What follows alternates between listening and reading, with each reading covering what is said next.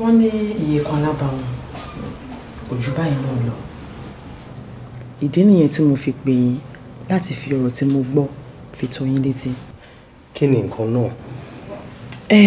Pastor Stephen ló wá sí ìgbà yìí ló wá fi yé mi pé a ò ní orí ọ̀fẹ́ láti ṣe ayẹyẹ aláriwo fún màmí mọ́. Kí lẹ mean? Ẹ jọ̀ọ́ ẹ ṣàlàyé fún wa dáadáa. Nǹkan tí mo mean ni wípé gbogbo ètò tá ti ṣe láti fi sin màmí wọ́n ní a ò ní orí ọ̀fẹ́ àti pariwo. What?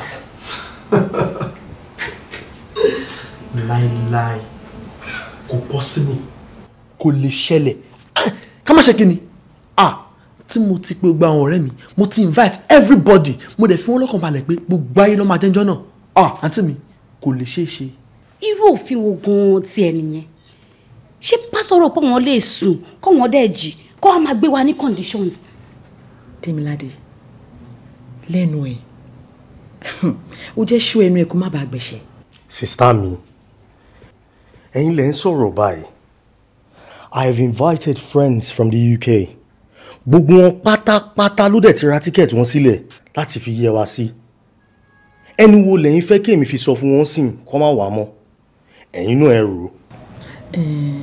Kò ṣe pé mi náà rò ó àmọ́ mo fẹ́ kẹjẹ́ ká rò dáadáa o. Ṣé mo pọ̀rọ̀ Ọlọ́run kò ṣe é dànù o. Kí ni gan sísá mi? Adé bá yín sọ látara pé kò possible. Ẹ̀dẹ̀ ń tẹnu mọ́ kankan náà. Tèmiládé, are you all right? Ṣé mi ló bá sọ̀rọ̀ bẹ́ẹ̀ yẹn? Sista mi ẹ jẹ́ ó sọ̀rọ̀ náà.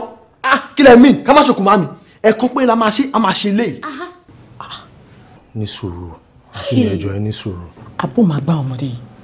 Ṣé ẹni tó sọ̀rọ̀ yẹn orí ẹ̀ ò pé ni? Ó possible.